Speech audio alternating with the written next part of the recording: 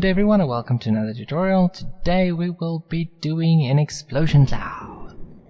Now granted, I'm not gonna go all out on this. I'm just gonna give you the building blocks on how you can do a cloud like you saw on the example, and at the end of the tutorial I'm going to be showing you what you would be able to achieve with this method if you put a little bit more time and effort into it.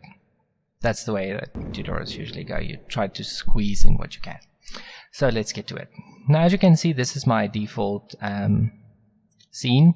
Basically, it's just a setup built for separating freestyle objects from background objects, but explosions generally don't have solid outlines in anime shows, so we will not be needing a separation between the two at the moment.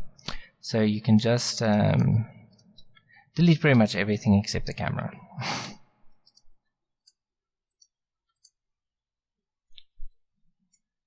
Including the Hemi lights, because we're going to be substituting them for environment lighting.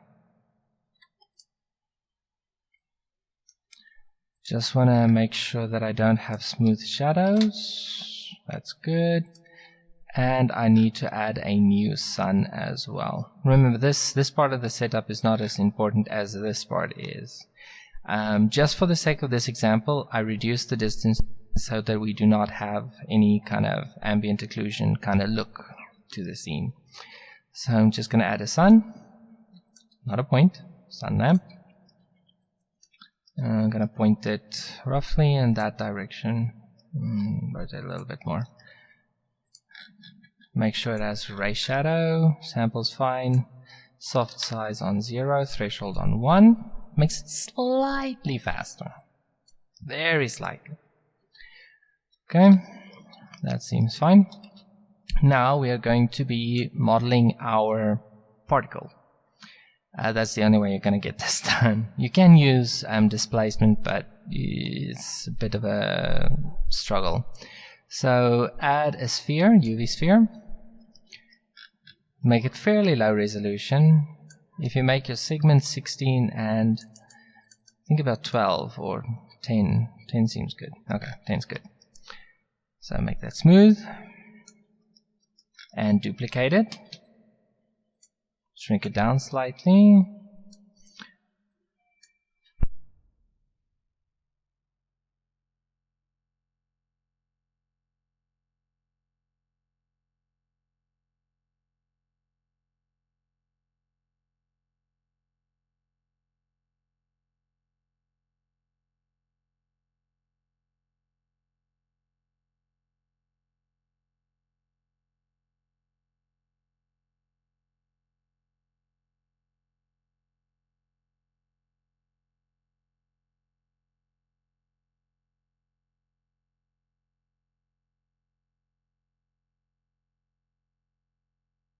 Okay, now with just about 3 of these put together, biggest one, a little smaller and a little smaller, you join these, Control J, and you make sure that your origin is in the middle of the overall geometry, because this little particle thing is going to rotate.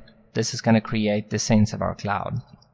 So let's give it a quick material. Just want to show you what it looks like, so I'm going to go to Textured View. Where's my sun? Okay, there it is. For some reason it's not giving any kind of light on this object. Strange. Let's just call this particle. So let's just make it toon. Give it a slight orangey type color, depending on the kind of explosion you're going for. I'm just going for like that dust cloud that you get if there was an explosion on the ground. No specularity whatsoever. Let's just make this a little bit more red. It's better. And of course, full oversampling. You can separate it out. Receive transparent, no auto bias. Not really necessary, these two. Unless you're using something that would specifically use buffer shadows. That's, yeah. So let's call this dust, not particle. And let's call our shape dust cloud particle. I wonder what the issue is with the sun lamp. Okay, let's try it again. Haha! See, we're in the layers. That was the cause. Okay. So now that we have this, we need to make it slightly bigger. I used 1.5. And we need to add a ramp.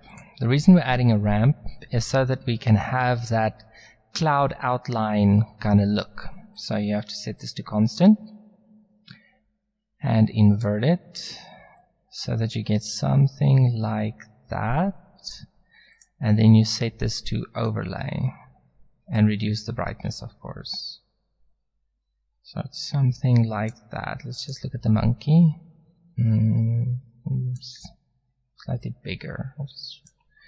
We'll fine tune it later, but this is the basic principle. See, as you go around it, it adjusts. You can see over here that it just causes a little bit of a turn there. That's because it overlaps just enough for the outer normal part not to react. So that's good. Let's just move this down and out of the way. Now add another. I find a sphere works best, so let's use a sphere. UV sphere again. You can make this one a lot less resolution. Let's make it like that. All right. Let's call this emitter streaks 000. Now the reason I'm calling this 000 is we're going to be using 5 of these. Just gonna need smooth. It's not, doesn't matter whether it's smooth or not, you're not gonna see it. So let's give it a particle system. Let's call it emitter 1. The same year. Leave the seed at 0. Now this is the tough part. You want the streak to stop fairly soon after it exits the cloud. So generally you can stop this at approximately 30 to 40 frames. It depends on your scene, of course. So I'm going to start it off at 40 just so that we're safe. The lifetime has to be a lot longer because as soon as the lifetime stops, it stops rotating. Set that to random. We're going to be using volume. If you use faces, you get like this hollow point that it creates. Volume is much better. We're not going to be baking right now. I use 0.05 usually for the normal. Z is fine. Rotation, definitely add rotation. Let's give it about a value of 1. Make it dynamic. Now if you press play, you can see that it drops immediately.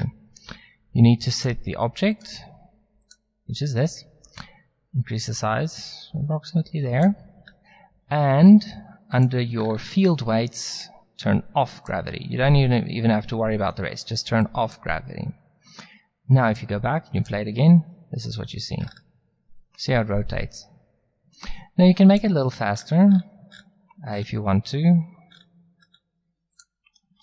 I think I used 2 for the example. Yep, I did. That's great. All we also need to do is we need to add a size and velocity influence so that it points and shrinks as it exits. So you can call this one size and velocity, and it's a blend texture. And you're using a quadratic sphere and you're setting it to global. Just one tip though, do not pull this one to behind the maximum edge of your particle system. Let's say your particle system starts here and the streak ends over there. Do not let this slider go past this point to this way to shrink it down. If you do, you'll find that it flickers almost. It's really annoying, and it will render out. So I'll show you what it looks like if it does that, just to show you. Okay, that's good. What else do we need? Okay, we also need our emitter that's going to shoot out these particles, because we're doing particles on particles. So let's get that one done using another UV sphere. Just need to give it another set of rings. Okay, that's good. That's fine as is. Okay. Let's get rid of the bottom vertices, because we don't want any particles shooting out on the sides. So there that goes. And we also don't want anything shooting out of the top directly. So something like that should do the trick. Let's smooth that out. And let's give this a particle system as well. Now, depending on the amount of streaks that you have, you will add particles to this. So let's call this one streaks and streaks. What I use is 5 or 6. Depends on how many you want. They are all emitted at the exact same time. You can give this one a value of about 100, 300. It doesn't matter because it's not going to rotate. Let's just see what it does. Yeah, so you need to adjust these. So you can just put that a 5 and give the Z a 5, and that should make it pop out. Yeah, that looks kind of nice. Let's just hold it level and see again. I think we can make it a little stronger. Make it about 10. A dramatic one. Hey, there we go. That's more dramatic. I like that. Okay. Don't need rotation. You do need that. It's not going to be rendering anything, or the emitter. Display is fine. Children, no. Field weights, yes. Okay, we're good. Absolutely good.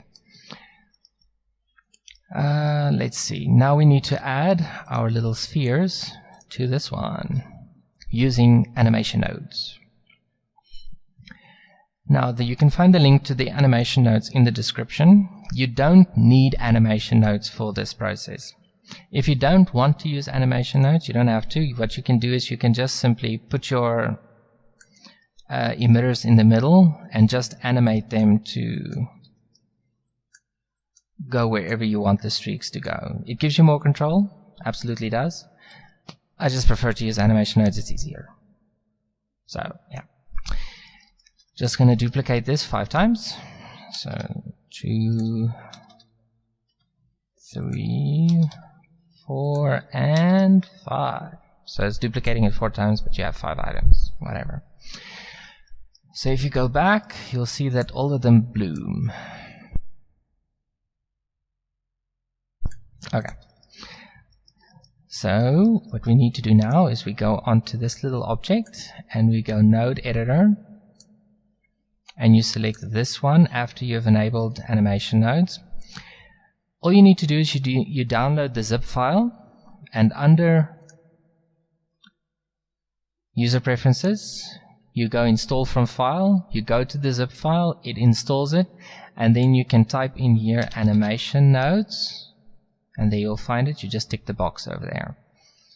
And you can find it under your node editor, this little one that looks like the dope sheet. Now let's give it a new one and call this emitter. That's wonderful. I hope I can remember how to do this. Okay, so I think you use particles from object. Yes, you do. I just want my 3D view, because the object that you have selected when you press this button is added. And then you add objects, transform output, and this will be these objects. You're only going to use location, so let's pick emitter streak 0. Going to duplicate these until you have 5. Let me just see, we have 4, 5. Okay, then you want to go 1, 2, 3, you can see them disappear, and 4. Now as you can see at the moment nothing happens. They're all just there in the origin because nothing has happened yet. So what you need to do is you need to go particles, and you need to go particle info. Select this one over there. This is for the particle that will be attached to. Since we're using a very small amount of particles, this really is to our advantage. Okay, that's great. Set them all to be location, location, location, and location. Attach. Oh no, hold on. Almost.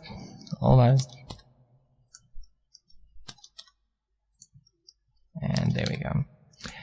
On a quick tutorial I saw earlier last night, it said that the node wrangler and the animation nodes tended to clash a little bit. I have to be honest, I did not get any kind of problems concerning animation nodes and the node wrangler, except that the node wrangler doesn't really work in the animation nodes, at least not from my personal limited experience. And 4 and 5. Now if you go back, you should see this. That is awesome. I do want to add some randomness though, I have to be honest. So let's make it 6 particles and make this to be like 3. See what kind of shape we get. It's too close together. Let's get rid of the even distribution. Nope, that don't work. Sometimes it's just messing around with the values until you get something that you're like, ah, see, that's better. That I like. Okay. That's what we'll be using. Now, we don't want the time influence, we only want the size and the velocity. Velocity is 0.5. And this thing needs to go way smaller. Okay. Usually I use about 0.02, so that's fine. Let's go back, give it another shot. Okay. Now this is the fun part. Look at that. Okay, it's approximately there. Now let's just see what happens. Okay, there's no flickering. Okay, so just want to remember this position. It's 0.369. I'm just going to copy that. If you take it a lot further back and you play it, you can see this flickering that it does. That's because you're going past the point that it stops. Let me just put this value back in there. So let's do that. Okay, that's great. Now to get the kind of streaks that we really want to get, we need to shrink our emission spheres down a lot. So select each one of them and go individual origins under your transform point, whatever, pivot center, thank you, and just scale them way down to about the size of the smallest particle at the end. That should do. And now try again. There you go. Now this is a little bit too tight. So what you can do is you can just up the normal speed to be about I used 0.07 I think for the example. No, I think I can make it a little bit higher than that. Let's try 0.1.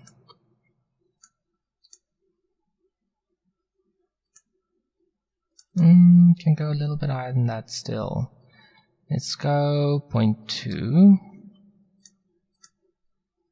No, go back. Yes, you see how it breaks apart? Love that. What I do want to do is just shrink it down a little bit further. Not so far that it flickers, but that's something you just need to play with. Okay, I can push it a little bit. Oh dear, not that far. Let's try it that far. As soon as you see flickering, it's time to pull it back a little bit. Yeah, that's fine.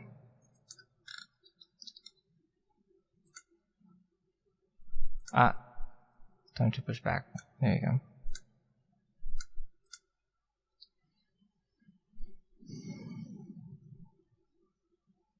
Yeah, that's good.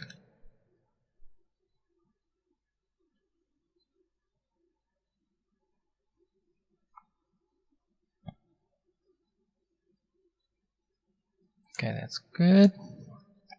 I'm happy with that. Now we also need to add a center point so that,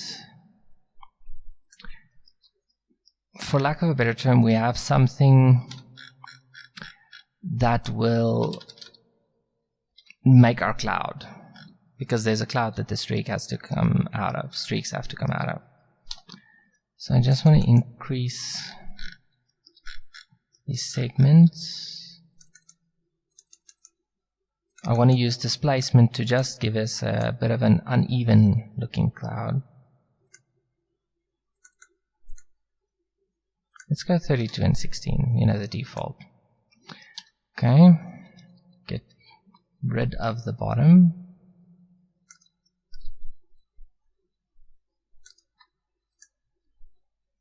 That's good. Add a vertex group. This is for the displacement. So let's call this displacement, and select the bottom ring and select inverse and hit assign.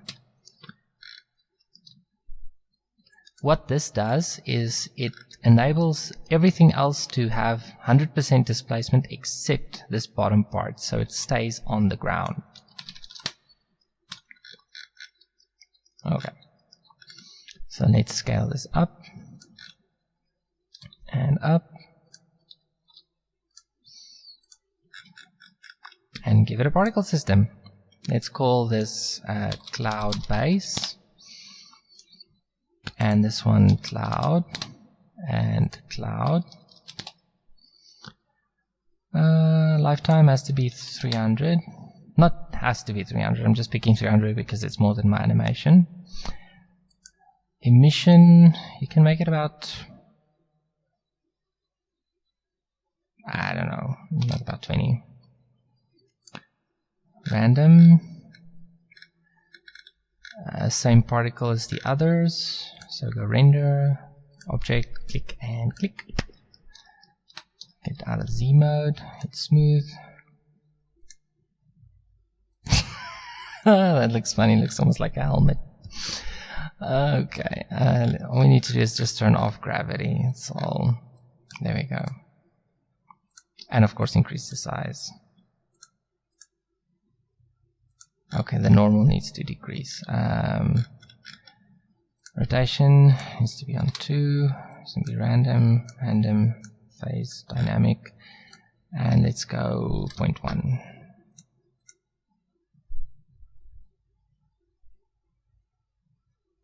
Okay, that's good. I want to give it a random size so that we don't have something that looks like a chocolate bar or something. Let's see now. See, it's not enough. So let's add some more. Let's make it 2000. See if that's enough. That seems to do the trick. Now I just need to scale this down on the z-axis a bit. Still need to be smaller. Needs to be broader. No, go back. There we go. and higher. Not a lot higher, just approximately there.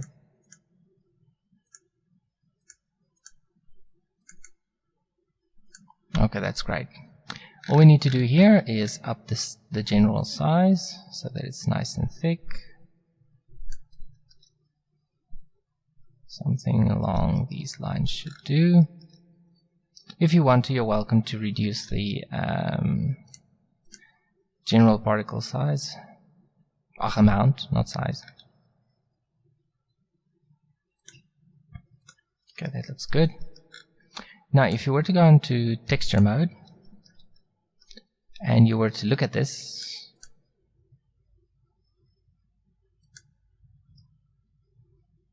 that is what you would see.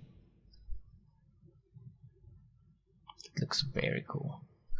Now, the only thing that distracts here is the fact that there is no environment lighting, so this black shadow is kind of like a telltale sign. So I'm just going to switch this back to solid so it's faster. And what I want to also do is save. Okay, that's good. So what you can do in terms of the explosions, animation, and all that kind of stuff is you can literally animate the scale of this as long as you input clouds and all sorts of other stuff with it. In the sense that the emission goes with the scaling, otherwise you're not going to get the results you want. So let's quickly add some displacement. So we have an uneven cloud. So let's call this unevenness. Let's go for general cloud texture. I kind of like that. I think it may be a little bit too rough though. Something like, let's go for something like that. Okay. Let's just give it that group so that the center stays put. And go to this so that we can say it has to use the modifier stack so that you get something like this. That looks very cool.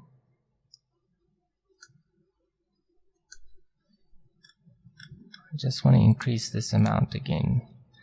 Gonna make it 3000. This is definitely bigger than the one I tried this out with.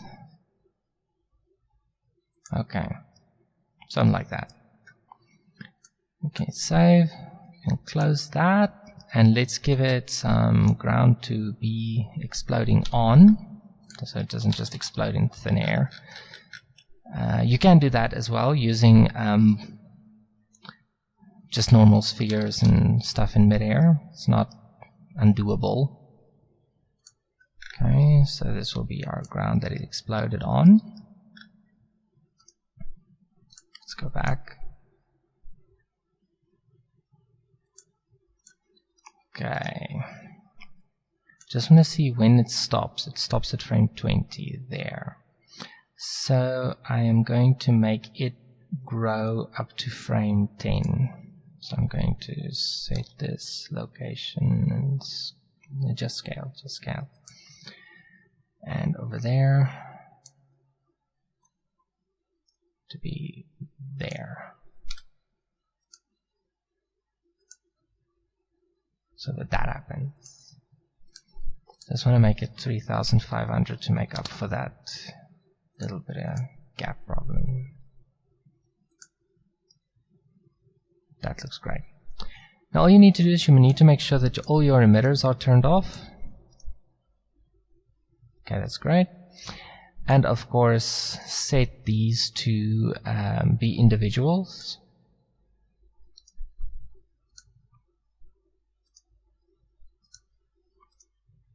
Otherwise they don't bake correctly always. It's just a personal experience kind of thing. I could be wrong. Wouldn't be the first time. Okay, so let's say bake all dynamics and set this to display render only. And the world background, let's just make this thing green or dust, the same dusty color. Just get rid of the ramp and set this to texture. Oh no, not yet. Just want to take off these for a second. Let's add Hemi lights. Alt D, rotate X, no, rotate X. 180. Alt D, rotate X 90. Individual origins, okay.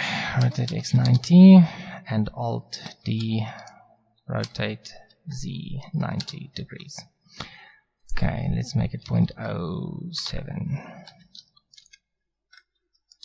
Only render, world background, and texture. Maybe we can make it higher.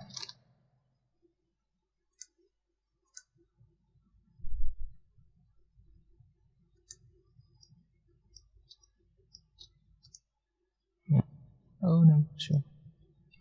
Almost froze there for a second. Okay, and you see that's what you get.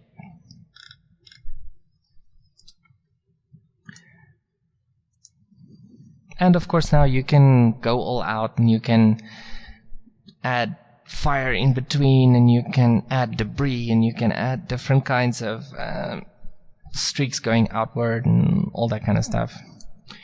And you can add some camera shake and, you know, just really go all out and make a really cool explosion. Anyway, that is it for this tutorial. I'm so thankful that God showed me how to do this last night, and that I got to share this with you this morning. Have a great one, and God bless.